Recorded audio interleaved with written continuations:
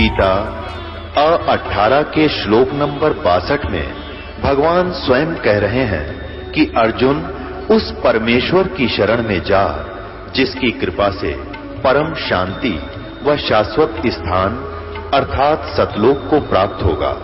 वो परमेश्वर कौन है, कहां है, कैसा है, जानने के लिए कृपया अवश्य सुनिए जगत गुरु तत्वदर्शी संत रामपाल जी महाराज के अमृत वचन। अब कारण क्या था कि जितने भी अभी तक संत ऋषि में ऋषि हुए हैं वो अज्ञानी थे, तत्व ज्ञान से अपरिचित थे, वो परमात्मा को निराकार मानते थे और इसी आधार से सभी ने परमात्मा की सतीथि को जाना था। और इसी आधार से ये महर्षि दयानंद और इसके जितने भी अनुयायी आचार्य हुए हैं उन्होंने उसी आधार से भगवान को मानकर वेदों का अनुवाद किया। तो अब इनके आगे याद आ गई कि परमात्मा की महिमा चल रही है और हम परमात्मा परमात्मा लिखते आ रहे हैं।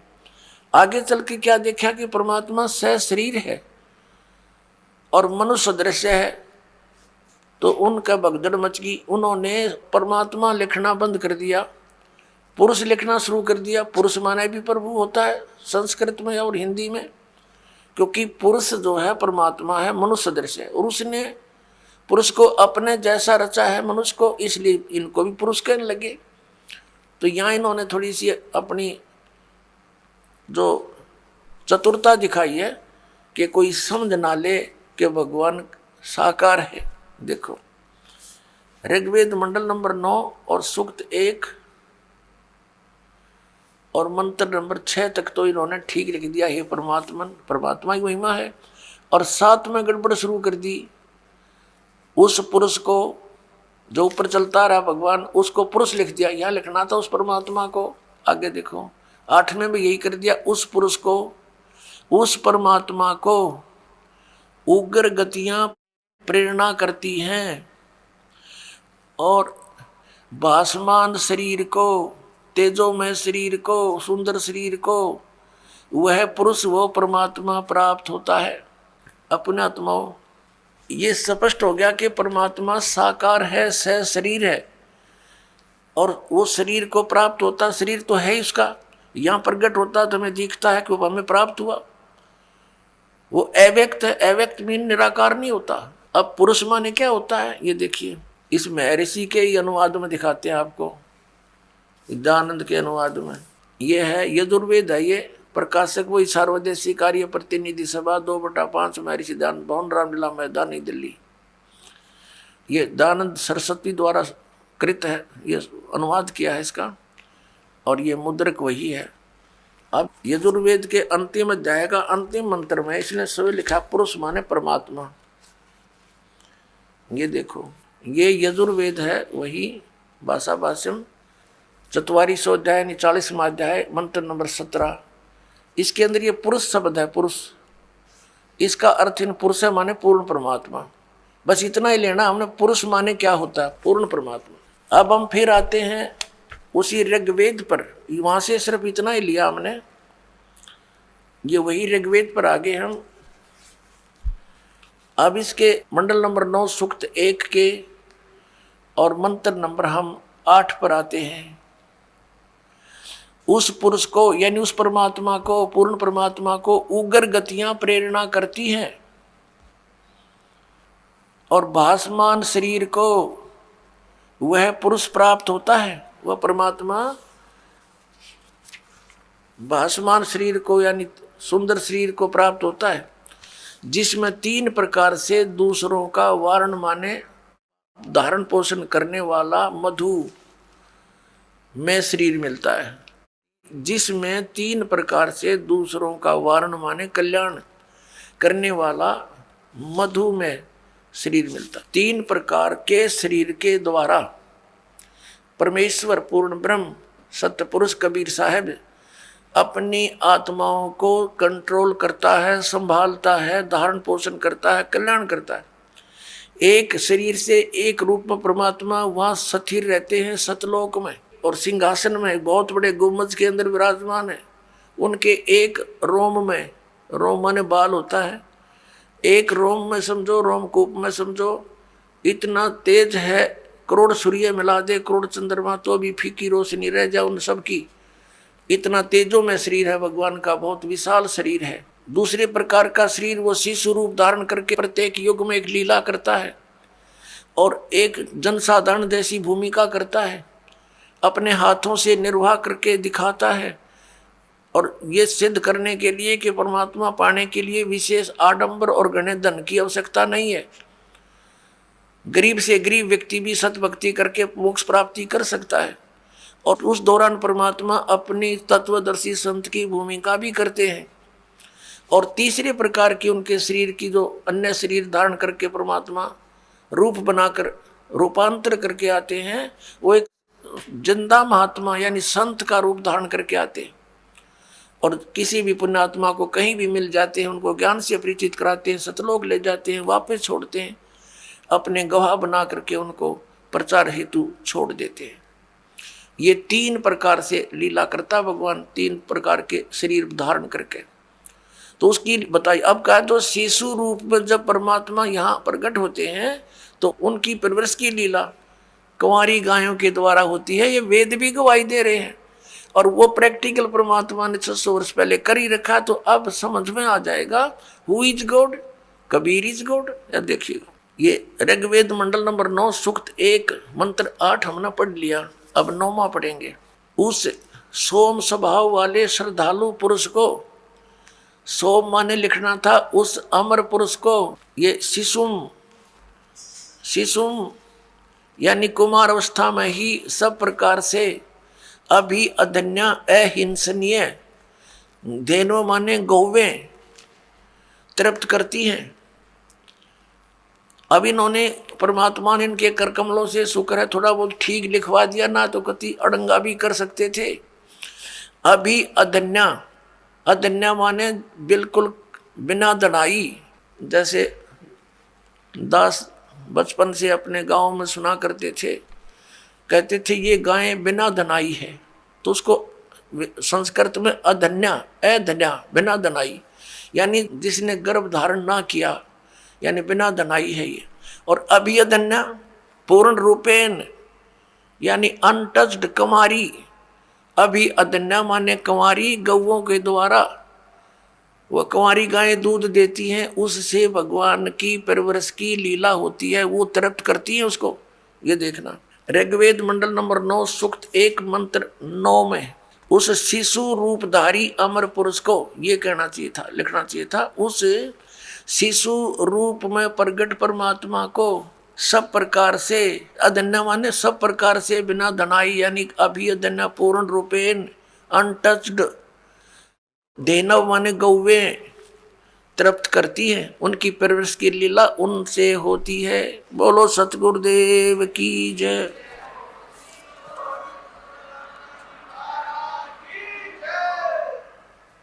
अपनात्मा इस प्रकार परमात्मा की लीला को और प्रमाणों को देखकर हम बहुत आसानी से समझ सकते हैं कि कौन है वो सुप्रीम गॉड, वो सर्वशक्तिमान परमात्मा कौन है। वो उत्तम पुरुष है तो अन्य है, वो कौन है।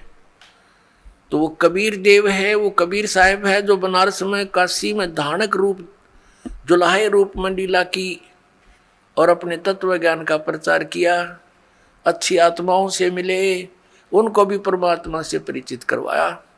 किन किन को मिले, अब वेद में थोड़ा सा और हिंट देते हैं आपको कि वो परमात्मा अन्य रूप में भी, जैसे साधु रूप बनाया और कहीं भी प्रकट हो गए, किसी पुण्यात्मा को मिले, उनको सत्य से परिचित कराया और फिर उस महापुरुष ने फिर परमात्मा के गुण उस परमात्मा द्वारा दिए गए ज्ञान के अनुसार सब जगह गाए। ऋग्वेद में थोड़ा सा हिंट और देते हैं आपको, यही ऋग्वेद, इसमें 3-4 श्लोक और दिखाते मंत्र आपको। फिर आज का सत्संग प्रारंभ होगा, ये भूमिका बनाई जा रही है। देखिएगा ऋग्वेद वही मंडल नंबर 9-10 प्रकाशक हैं सार्वदेशिक आर्य प्रतिनिधि सभा, महर्षि दानंद भवन, रामलीला मैदान, नई दिल्ली। और महर्षि दानंद सरस्वती कृत, मुद्रक है Prince offset printers 1510 Pataudi house, Daryaganj, नई दिल्ली। अब इसके अंदर आपको दिखाते हैं ऋग्वेद मंडल नंबर 9 सूक्त 86 का मंत्र 26 और 27। ऋग्वेद मंडल नंबर 9 सूक्त 86 86 और मंत्र 26।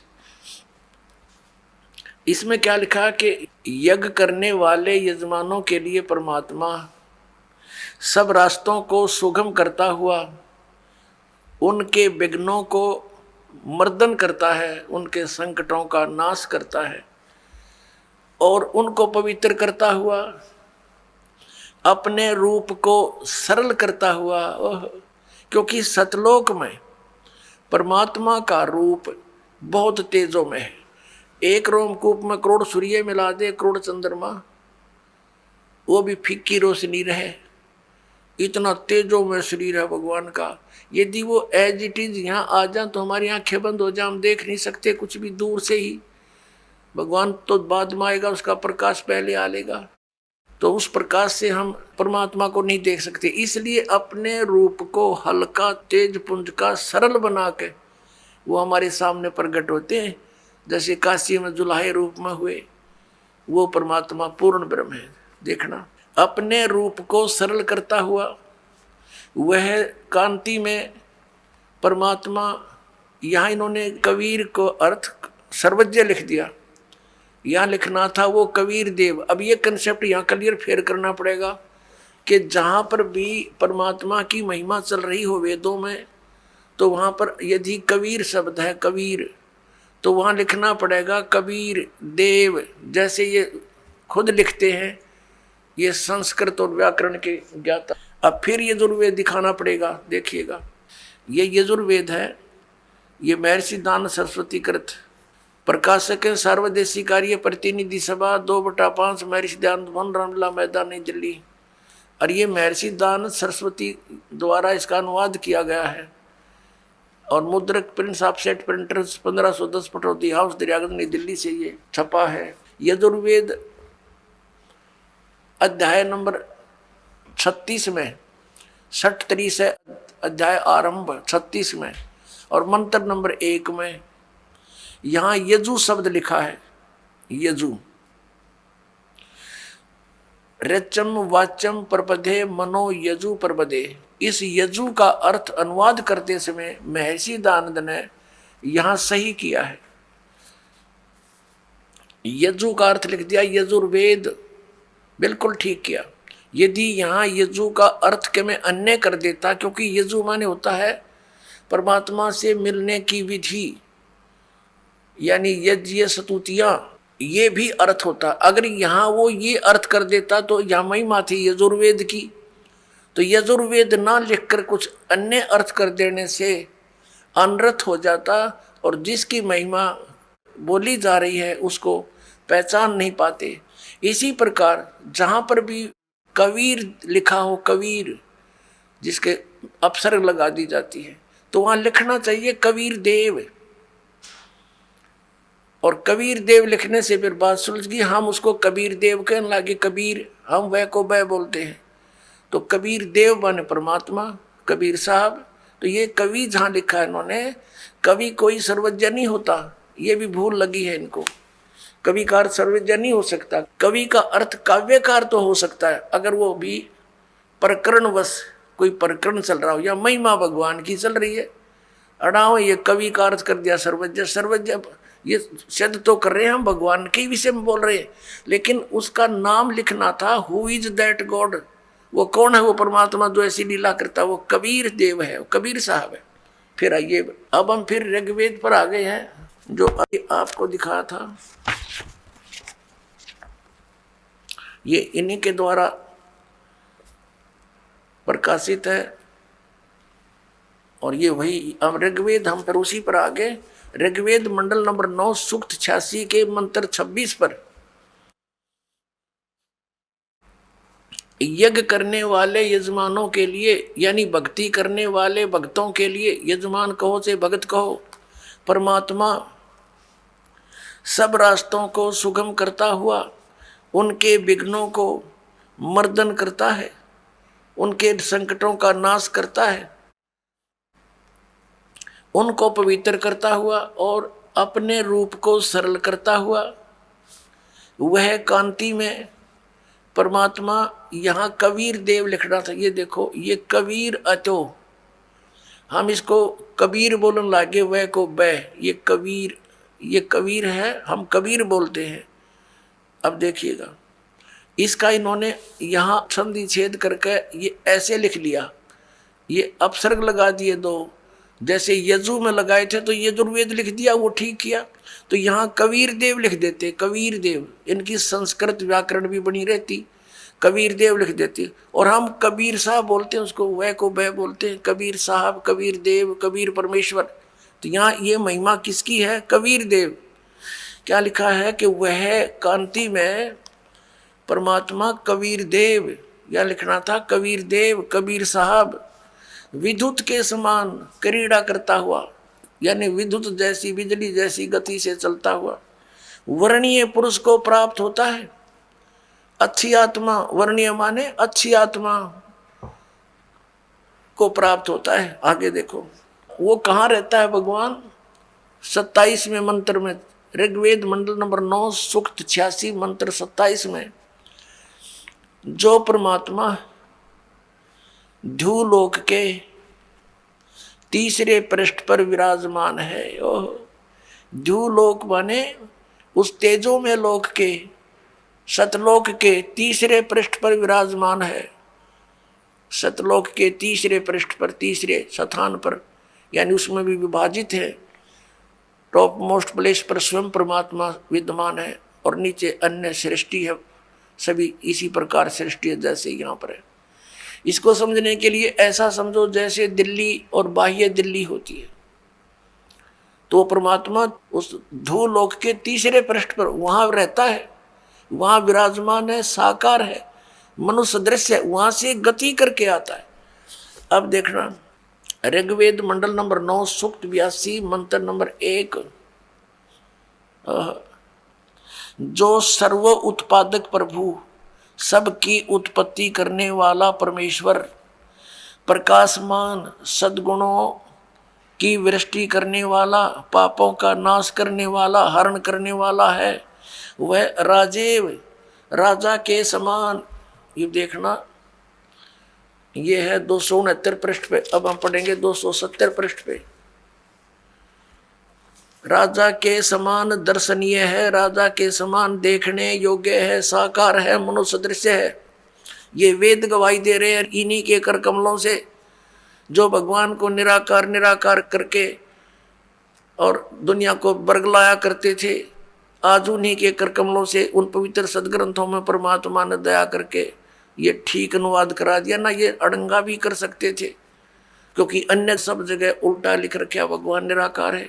अब परमात्मा राजा के समान दर्शनीय है, देखने जोगा। वह पृथ्वी आदि लोक लोकांतरों के चारों ओर शब्दायमान हो रहा है। वह वर्णीय पुरुष को, अच्छी आत्मा को, जो दृढ़ भक्त है, उसको पवित्र करता हुआ प्राप्त होता है।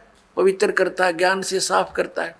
जिस प्रकार विद्युत स्नेह वाले स्थानों को आधार बनाकर प्राप्त होता है, अपनात्मा स्पष्ट कर दिया। जैसे कैसा अच्छा प्रमाण दिया है वेद में कि जैसे आकाशीय बिजली किसी धातु को आधार बनाकर ही उस पर अट्रैक्ट होती है, उसी पर आके गिरती है, अन्य पर नहीं गिरती।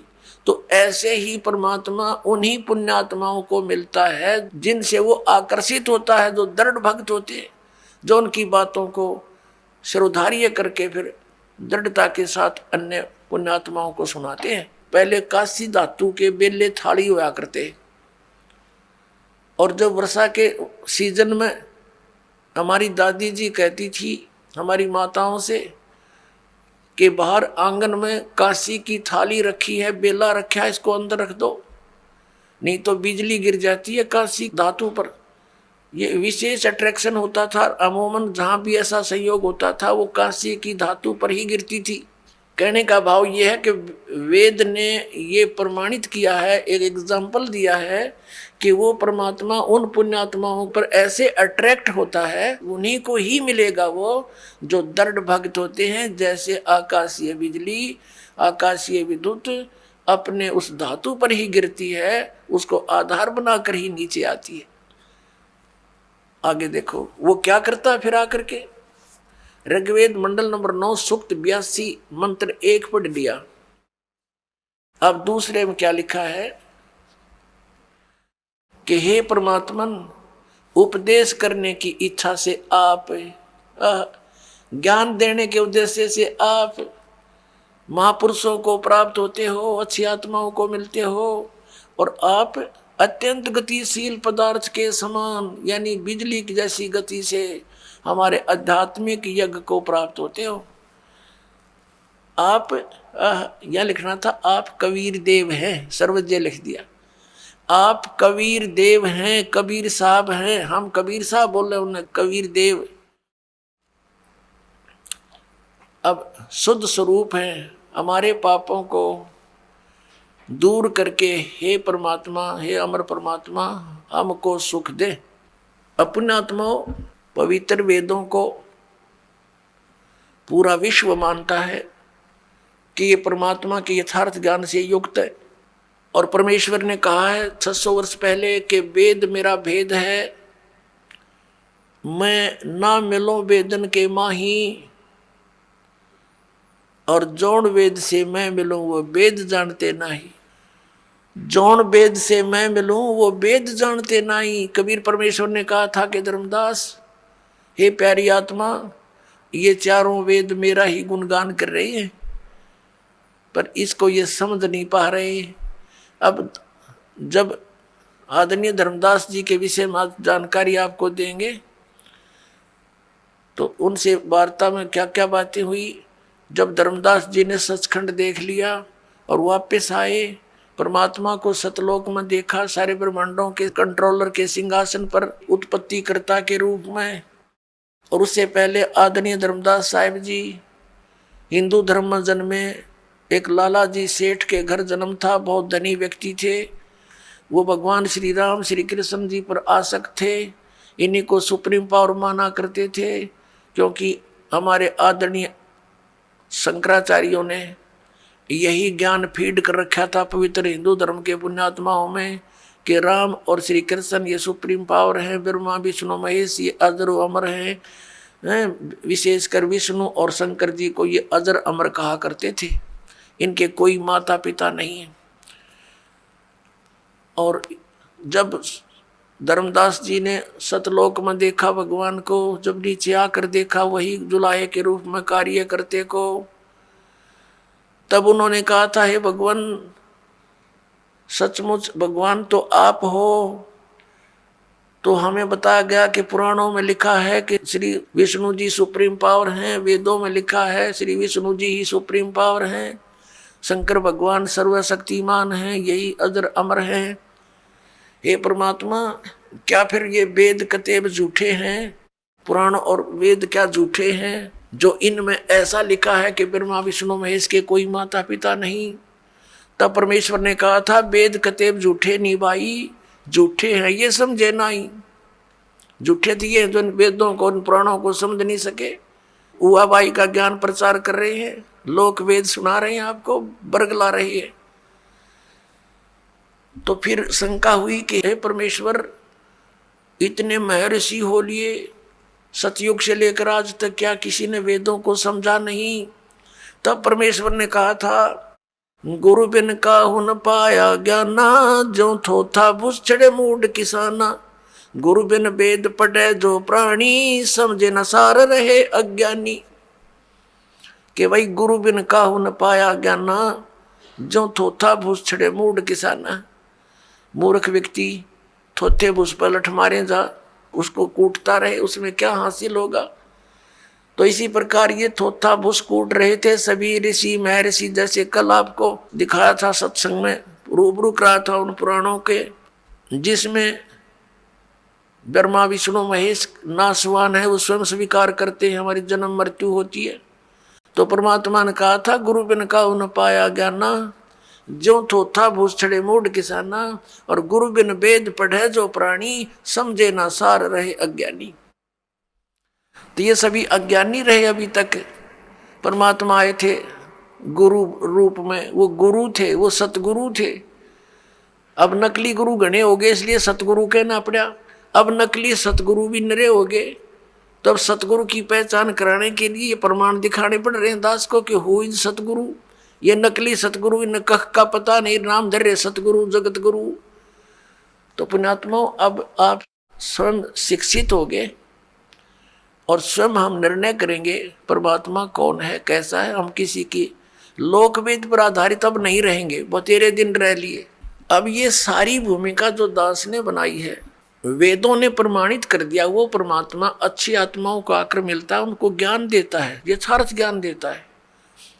तो इससे सिद्ध हो गया कि पहले उनके पास ज्ञान नहीं था, इसलिए तो यथार्थ ज्ञान देने भगवान आए स्वयं। ना तो वेद किताब पढ़ने वाले बहुत ज्यादा थे, तो सदग्रंथों को वो समझे नहीं, उनको समझाने के लिए ही परमात्मा आते हैं। तो परमेश्वर ने कहा था, गोता मारूं स्वर्ग में, जा बैठूं पाताले, कह कबीर ढूंढता फिरूं अपने हीरे मोती लाले। परमेश्वर ने कहा था कि गोता मारूं स्वर्ग में और नीचे जा बैठूं पाताल, अपने हीरे मोती अच्छे अच्छे लालों को ढूंढता फिर रहा हूं। और फिर क्या बताया है कि जो जन मेरी शरण है, ताका हूं मैं दास, गेल गेल लाग्या फिरूं जब तक धरती आकाश। परमात्मा कहते हैं, जो एक बार मेरी शरण में किसी भी समय किसी युग में आगी वो आत्मा, फिर उसके साथ ऐसे पीछे पीछे फिरूंगा जब लग धरती आकाश रहेगा। या तो वो पार हो जाएगा, नहीं फिर भी उसको कभी ना कभी शरण में लेकर के दोबारा उसको ज्ञान दूंगा, शरण में लूंगा, ज्ञान बताऊंगा। तो क्या बताया है, ज्यों बच्छा गऊ की नजर में, यों साईं को संत, भक्तों के पीछे फिरे वो भक्त वत्सल भगवंत। जैसे गाय को अपना बच्चा होता है, चारा भी चर रही होती है और नजर अपने बच्चे पर रहती है। कोई कुत्ता वगैरह या दूसरा कोई पशु उसके निकट आता है तो चारा चरते चरती भी एक दृष्टि रखती है और फूं करती है, उसको भगाती है कि मेरे बच्चे से दूर हो जा। तो कहते हैं, जो बच्छा गऊ की नजर में, न्यू साईं को संत, और भक्तों के पीछे फिर वो भगत वत्सल भगवंत। तो पुण्यात्माओं, इस अज्ञान को हटाने के लिए परमेश्वर स्वयं आते हैं कि परमात्मा कौन है, वो कहाँ रहता है और कैसे वो स्थान प्राप्त हो सकता है जहाँ जाने के बाद साधक फिर लौटकर संसार में नहीं आते। अब आप जी ने देख लिया, वेद क्या गवाही देते हैं कि वो परमात्मा अपने उस तीसरे मुक्ति धाम में वहाँ रहता है, वहाँ से चलकर आता है, अच्छी आत्माओं को मिलता है और उनको ज्ञान देता है। उसी आधार से ये गुण है उस परमात्मा के, वो ऐसी लीला करता है। उसी लीला के अंतर्गत कलयुग के अंदर वो परमेश्वर किन किन महान आत्माओं को मिले। आदरणीय धर्मदास साहिब जी बांधवगढ़ वाले को, आदरणीय मलुकदास जी, आदरणीय नानक साहिब जी सिख धर्म के प्रवर्तक को, आदरणीय दादू साहिब जी, आदरणीय गरीबदास साहिब जी गांव छुड़ाने जिला झज्जर हरियाणा वाले को, आदरणीय घीसा दास साहिब जी गांव खेखड़ा जिला मेरठ उत्तर प्रदेश वाले को। इन महापुरुषों के विषय में तो दास को जानकारी है और अन्य बहुत से महापुरुषों को वो ऐसे मिलते हैं। आदरणीय नामदेव जी को भी मिले थे, आदरणीय हजरत मोहम्मद जी को भी मिले थे।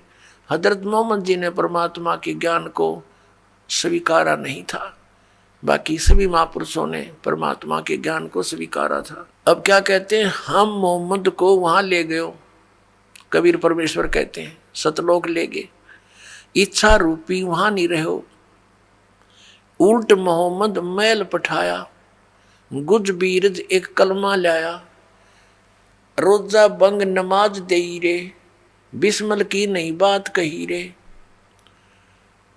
अब क्या बताते हैं कि हम इस हजरत मोहम्मद को भी लेकर गए थे, क्योंकि सभी आत्मा उस एक का परमात्मा की है, अल्लाह कबीर की है, उस परम अक्षर ब्रह्म सत्य पुरुष की है। वो चाहते हैं कि अच्छी आत्माएं जिनके पीछे काफ़ी लोग लगे हुए हैं उनको और सच्चाई बता दूं तो ये उनको समझा देंगे और जल्दी मेरे शरण में ले आएंगे। लेकिन यहाँ परमात्मा की जो बात सिरे नहीं चढ़ पाई, तो क्या बताते हैं परमात्मा ने फिर आखिर बताया कि हे मुसलमानों, तुम हजरत मोहम्मद के नाम पर जो ये बिस्मिल करते हो, ये बिस्मिल करने की बात उन्होंने नहीं कही। उन्होंने क्या बताया, रोजा बंग नमाज देई रे, बिस्मिल की नई बात कही रे। नबी मोहम्मद ना गोश्त खाया, हजरत मोहम्मद ने, नबी मोहम्मद ने मांस नहीं खाया, मांस नहीं खाया। कहते हैं अरस कुरस पर अल तकत है, खालिक बिन नहीं खाली, और वो पैगंबर पाक पुरुष थे साहिब के अब्दाली। वह पैगंबर तो पुण्यात्मा थी, वैसे जुल्म करें थे जैसे तुम कर रहे हो। मांस खाते हो, गऊ काट दी, झोटे की टालना, बकरे खा लिए, मुर्गे खा लिए हैं। उनको दीदार कहाँ है, जो काट रहे गला बिराना, दूसरे का गला काटते हैं, उनको काम परमात्मा मिलेगा। नबी मोहम्मद नमस्कार है कि नबी मोहम्मद आदरणीय महापुरुष थे और राम रसूल कहाया, वो भगवान का अल्लाह का दूत कहलाया। और 1,80,000 को सौगंध जिन नहीं कर चलाया। हजरत मोहम्मद जी के 1,80,000 अनुयायी हुए थे उस समय, और वो पाक साफ थे, सब बुराइयों से दूर थे, ब्याज तक भी नहीं लेते थे, वो किसी के साथ खून खराबा नहीं करते थे, ये मना किया हुआ था, उन्होंने सिद्धांत बना रखा था। नबी मोहम्मद नमस्कार है राम रसूल कहाया, 1,80,000 को सौगंध जिन नहीं कर चलाया, अरस कुरस पर अल्लाह तकत है, खालिक बिन नहीं खाली, और वो पैगंबर पाक पुरुष थे साहिब के अब्दाली। वो तो परमात्मा की कृपा पात्र थे, उन्होंने ऐसा जुल्म नहीं किया। तो परमात्मा कहते हैं मोहम्मद को हम वहां ले गए हो, इच्छा रूपी वहां नहीं रहे हो, उल्ट मोहम्मद महल पठाया, गुज बीरज एक कलमा लाया, रोजा बंग नमाज दई रे, बिस्मिल की नहीं बात कही रे। कहते मारी गौ शब्द के तीरम, ऐसे होते मोहम्मद पीरम, और शब्द फेर जवाई, वो जीव रखा हंसा रखा, गोसत नहीं बाख्या, ऐसे पीर मोहम्मद भाई। कि हजरत मोहम्मद ऐसे सिद्धि युक्त थे, उन्होंने एक बार शब्द से गाय को मार दिया और शब्द से जीवित कर दिया, उसका मांस नहीं खाया, वो जीवित कर दी थी। और तुम करके दिखाओ जीवित। उस दिन को, जिस दिन हजरत मोहम्मद ने ये लीला की थी, उस दिन को मनाने लग गए। उस दिन ये गुरु गौ विशेष कर बिस्मिल करते। परमात्मा कहते उन्होंने तो जीवित कर दी थी, वो मांस नहीं खाया था। फिर क्या बताते हैं परमात्मा कहते हैं एक समय हजरत मोहम्मद जी ने वचन से गौ मार दी और जीवित नहीं हो पाई, क्योंकि जो सिद्धियां प्राप्त हुई थी भगवान से, वो उसकी 1-2 करामात दिखाने से फेल होगी। तो कहते फिर हम मोहम्मद याद किया रे। परमात्मा कहते हैं फिर हजरत मोहम्मद ने मुझे याद किया। जब ये जीव अपने सामर्थ्य से हार लेता है तो परमात्मा को याद करता। जब हम मोहम्मद याद किया रे और शब्द स्वरूपी हम बेग गया रे, मुई गऊ हमने बेग जिवाई, तब मोहम्मद का निश्चय आई। तुम कबीर अल्लाह दरवेशा, और मोहम्मद का फिर गया अंदेशा। हजरत मोहम्मद से जब गाय जीवित नहीं हुई तब कहते हैं हम अल्लाह अकबर को पुकारा, तो शब्द स्वरूपी हम बेग गया रे। हम तुरंत गए, लेकिन अन्य को दिखाई नहीं दे रहे थे, हजरत मोहम्मद को दिखाई दे रहे थे। और वो गाय हमने जीवित कर दी, तो सामने खड़े लोगों को यही भ्रम रहा कि हजरत मोहम्मद जी ने गाय फिर जीवित कर दी। लेकिन उस दिन हजरत मोहम्मद के ये विश्वास हुआ कि अल्लाह अकबर, कि अल्लाह कबीर ही है। अब उस अल्लाह अकबर को मुसलमान जानते नहीं, पहचानते नहीं, कौन है वो अल्लाह अकबर, कौन है वो अल्लाह कबीर। इसी प्रकार झांकी वे कबीर की नानक की तीवा, वह सिक्का का गढ़ पड़ी कौन छुटावे था। सतलोक के अंदर नानक साहब जी को परमात्मा लेकर गए थे, और वहां जाकर देखा कबीर साहब की झांकी नजारा सतलोक का। फिर उसमें काशी के अंदर एक धानक रूप में, जुलाए रूप में कार्य करते देखा।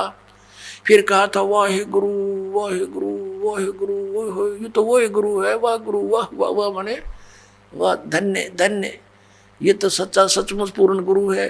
अब सिखों को पता नहीं कि वो आदरणीय नानक साहिब जी ने किसको कहा था वाहे गुरु। तो ये सारा ज्ञान अब आपके रूबरू होगा और सब मानव इसको समझेगा और फिर सच्चाई को ग्रहण करेगा, क्योंकि हम भगवान के लिए भटक रहे हैं। अब हम अपने प्रसंग पर आते हैं कि वो परमात्मा अपने गुणानुसार, अपने जो लीला करता उसके अनुसार पुण्यात्माओं को मिलते हैं। आदरणीय धर्मदास साहिब जी को मिले, जैसे दास जी ने आधा दर्जन पुण्यात्माओं के शुभ नाम आपके रूबरू किए। उनमें से आदरणीय धर्मदास साहिब जी बांधवगढ़ मध्य प्रदेश के रहने वाले थे, बहुत बड़े सेठ थे, एक रूपदास नाम के गुरु बना रखे थे। और जैसा भी ज्ञान इन शंकराचार्य जियों ने हमें दे रखा है उसके आधार से श्री राम, श्री कृष्ण, विष्णु और शंकर भगवान को सर्वेश्वर महेश्वर मानकर पूजा किया करते थे। एकादशी का व्रत और 68 तीर्थों पर जाना अनिवार्य बता रखा था। उसी ज्ञान से प्रेरित वो पुण्यात्मा आदरणीय धर्मदास साहिब जी तीर्थ करते हुए बांधवगढ़ से पैदल चले और मथुरा में पहुंच गए, वृंदावन मथुरा। और जहां पर श्री कृष्ण जी गौओं को पानी पिलाया करते थे, स्वयं भी उसमें नहाया करते थे, क्योंकि पहले तालाबों से ही स्वयं भी पीते थे और पशु भी उसी में पीते थे, उसी में नहाते थे। बड़े सरोवर हुआ करते थे तो वो कोई हानि नहीं करते थे। अब उस सरोवर में स्नान करने के लिए अपने गुरुजी के द्वारा बताए गए भक्ति मार्ग के आधार से मथुरा में पहुंच गए।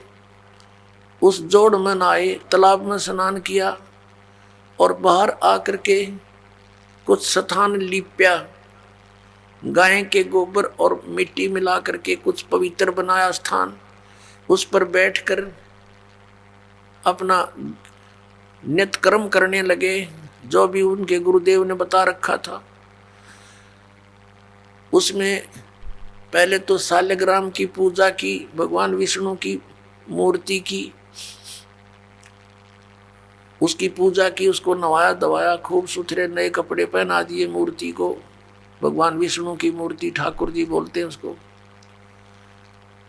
और फिर गीता जी का पाठ करने लगे। उसी समय परमात्मा एक जिंदा महात्मा का रूप बनाकर, जैसा आप जी ने अभी ऋग्वेद मंडल नंबर 9 सूक्त 1 मंत्र 8 और 9 में 8 में आपने पढ़ा कि उस परमात्मा को उग्र गतियां प्रेरणा करती हैं, यानी ऐसी उग्र स्थिति बन जाती हैं कि हाहाकार मच जाती है, धर्म की हानि होती है, सभी व्यक्ति नास्तिकता की ओर अग्रसर हो रहे होते हैं।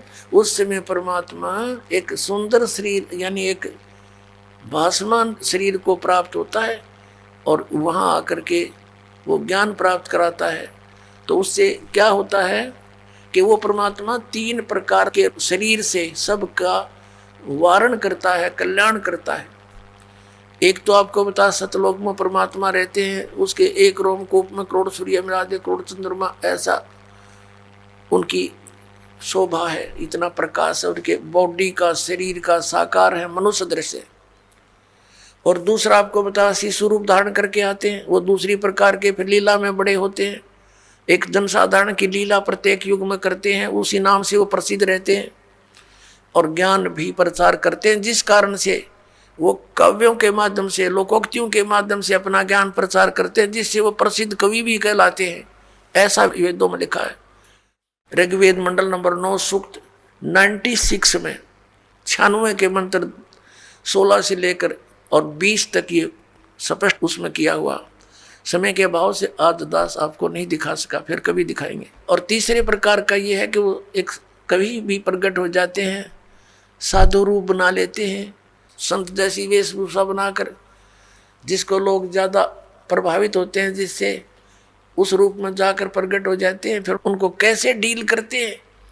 यदि वो जाते ही किसी को कह दें कि तेरा ज्ञान गलत है, तो कोई नहीं सुने, लड़ पड़े, काल ने इतने भ्रमित कर रखे।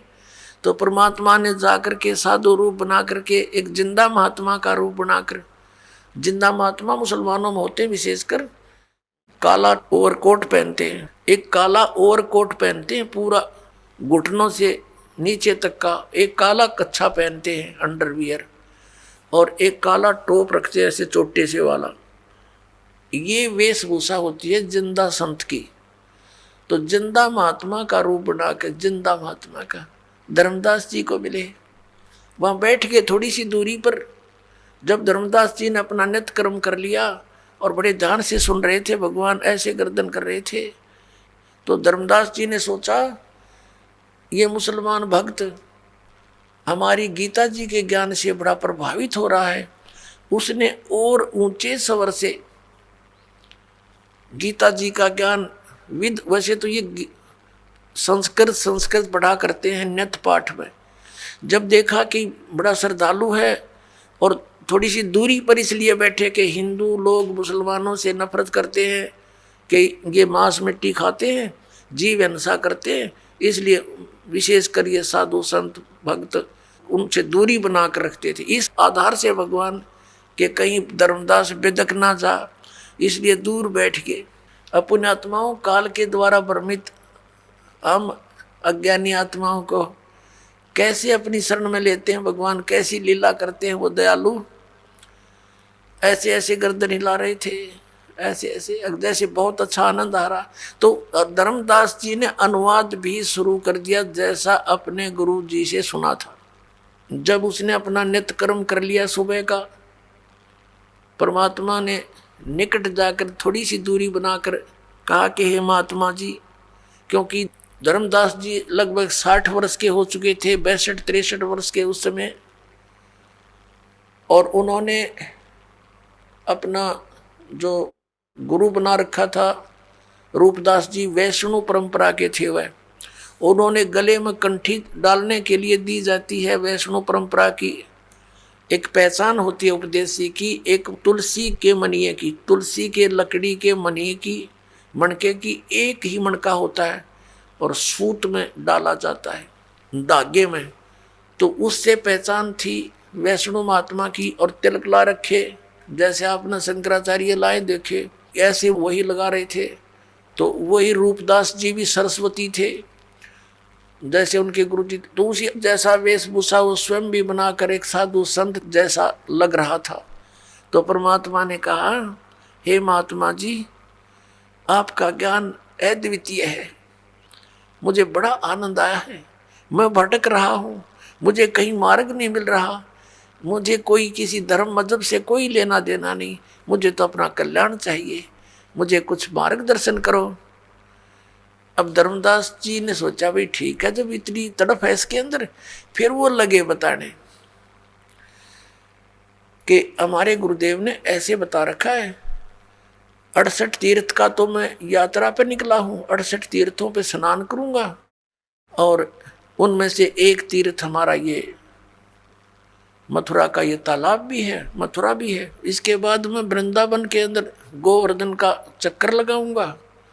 भगवान श्री कृष्ण ने गोवर्धन यानी गिरिराज को हाथ पर उठाया था। और फिर मैं बरसाना जाऊंगा राधा से सिफारिश लवाने के लिए, राधे राधे श्याम मिला दे, क्योंकि राधा जी बरसाने की लड़की थी, श्री कृष्ण से मिलने आया करती थी वृंदावन में, मथुरा में।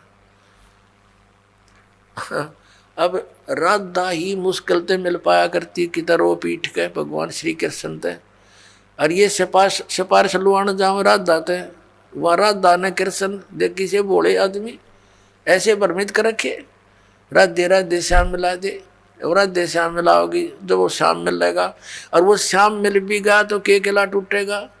हमारे वेद बतावे, गीता बतावे कि इन भगवान से मोक्ष नहीं। और परमेश्वर कबीर जी ने कहा था, गुण तीनों की भक्ति में ये भूल पड़ो संसार, कह कबीर निज नाम बिना कैसे उतरो पार, तीन देव की जो करते भक्ति उनकी कबू ना हो मुक्ति। अब धर्मदास जी बता रहे हैं। और उसके बाद एकादशी का व्रत रखता हूँ मैं, ये बहुत ही उत्तम व्रत है, इसके रखने से मोक्ष हो जाता है। श्राद्ध निकालते हैं, सब क्रियाएं करते हैं हम, और राम कृष्ण का जाप जपते हैं, हरे कृष्ण हरे राम राम राम राधे श्याम सीताराम हरे राम। ये हमारे मंत्र हैं, ओम नमः शिवाय। अब परमात्मा ने जब उसने सारा कुछ कह लिया तब कहा कि हे महात्मा जी, मेरा उद्धार करो, दीक्षा दे दो मुझे, आप मुझे अपना शिष्य बना लो, और मेरी कुछ जिज्ञासा है, मेरे कुछ शंका का कुछ समाधान भी चाहता हूँ। तब धर्मदास जी ने कहा कि देखो जी, हम शिष्य नहीं बना सकता मैं, क्योंकि ऐसे शिष्य बनाना पाप होता है, क्योंकि मुझे आदेश नहीं है, और मेरे गुरुजी हैं रूपदास जी, उनके पास चलो, मैं आपको दीक्षा दिला दूंगा। तो परमात्मा ने कहा ठीक है, आप ऐसे ही करना, पर मेरे कुछ शंका का समाधान कर दो ताकि मुझे विश्वास और मैं चलूँ आपके साथ। अब बोलो बोलो। तब परमात्मा ने कहा कि आप जी ने,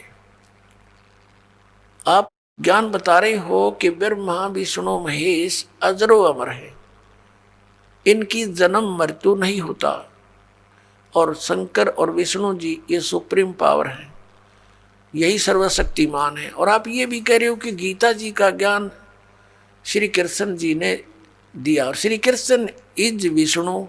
बिल्कुल ठीक है, क्योंकि ज्ञान सुना है उसने सारा कुछ, उसके बाद परमात्मा बोले, ठीक है। और आप कहते हो कि विष्णु जी सुप्रीम गॉड हैं, सबसे उत्तम परमात्मा है।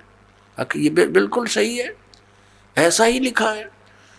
तो परमात्मा ने कहा कि गीता जी का ज्ञान किसने बोला? श्री कृष्ण जी ने। ठीक है, आप पढ़ रहे थे अभी, आप अभी पढ़ रहे थे आपकी गीता जी में, इसमें लिखा है कि अर्जुन तेरे और मेरे बहुत जन्म हो चुके, तू नहीं जानता मैं जानता हूं। तो ये अविनाशी कैसे हुए आपके भगवान जिसने दिया गीता जी का ज्ञान? पुणात्मा, श्रीमद् भगवद गीता अध्याय नंबर 2 के श्लोक 12 में, श्रीमद् भगवद गीता अध्याय नंबर 4 के श्लोक 5 और 9 में, अध्याय नंबर 10 श्लोक 2 में गीता ज्ञानदाता स्वीकारता है कि मेरे जन्म और मृत्यु होते हैं, अर्जुन तेरे भी होते हैं, मेरे भी होते हैं। तो इससे सिद्ध हुआ कि ये अविनाशी कहाँ हुआ? नाशवान है। अभी आप कह रहे हो कि 18वें अध्याय के 62वें श्लोक में आप पढ़ रहे थे, क्योंकि धर्मदास जी ने मोटे मोटे यानी मेन से श्लोक बोले, परमात्मा की दया होती है, उसने वही श्लोक बुलवा दिए जो उसकी आंख खोल सके थे। तो परमात्मा ने कहा कि अभी आपने गीता जी में बताया कि हे अर्जुन, 18वें अध्याय के 62वें श्लोक में प्रमाण है, तू सर्वभाव से उस परमेश्वर की शरण में जा, उसकी कृपा से तू परम शांति को, सनातन परम धाम को प्राप्त होगा। तो वो भगवान कौन है? और गीता जी अध्याय नंबर 15 के श्लोक 4 में कहा कि तत्वदर्शी संत की प्राप्ति के उपरांत परमेश्वर के उस परम पद की खोज करनी चाहिए, जहाँ जाने के बाद साधक फिर लौटकर संसार में कभी नहीं आते। और जिस परमेश्वर ने सारे ब्रह्मांडों की रचना की है, केवल उसी की भक्ति करो। आपका भगवान गीता ज्ञानदाता ये कह रहा है, गीता ज्ञानदाता तो कह रहा है कि उसकी भक्ति करो। वो कौन है मुझे वो बता दो, बस फिर मैं आपके गुरु का चेला। अब धर्मदास की तो आंखें फूल गई, सब भूल गया, कोई जवाब नहीं, बेबाक हो गया, गूंगा और बहरा हो गया, सुन्न हो गया काफी देर तक। यूं क्या कही भाई, सच्चाई बिल्कुल सारी। फिर क्या सोचता, क्या कहता है? उसने सोचा बात तो बिगड़ गई, क्योंकि मन काल है और सत्य से परिचित होकर भी ये नहीं स्वीकारने देता, ये पक्का जाल है। अब धर्मदास ने विषय बदल दिया, कहने लगा हम वैष्णव साधु हैं, हम जीव हिंसा नहीं करते, हम तो तुम्हारे जैसे शूद्र को निकट भी नहीं बैठने देते, तो क्या बातें बना रहा है, और हम कोई जीव हिंसा नहीं करते। अब उसने देख लिया धर्मदास जी ने कि ये मुसलमान है और ये मांस खाते हैं, तो ये एक टोंट कस दिया कि हम जीव हिंसा नहीं करते हैं और हम किसी का बुरा नहीं करते, हम ऐसे ऐसे अपने लागे बड़ाई करने। अब परमात्मा ने देख लिया काल ना हल्ला इसके अंदर तक गया नहीं, अंदर ही विद्यमान है अभी तो परमात्मा अंतर ध्यान हो गए, एकदम अदृश्य हो गए। जब सामने से अदृश्य हो जा आदमी, कलेजा हिल जा आदमी का, दूसरे का। वो एकदम स्तब्ध हो गया, पसीने आ गए धर्मदास जी के, और सोचा अब ये तो कोई फरिश्ता था, कोई देवता था, कोई सिद्ध पुरुष था, और कितनी अच्छी बातें कह रहा था, सारी सच्ची। मतलब बड़ा निकम्मा। देख, हो सकता है भगवान हो, कहते हैं ना जाने परमात्मा किस वेश में आ जाता है। ये पुरानी कहा था पुणात्मा हो, तो परमात्मा निराकार क्यों करो यार, जब सारे प्रमाण मिलन लग रहे हो, ना जाने किस वेश में कब आ जावे, किस साधु संत के रूप में आ जावे।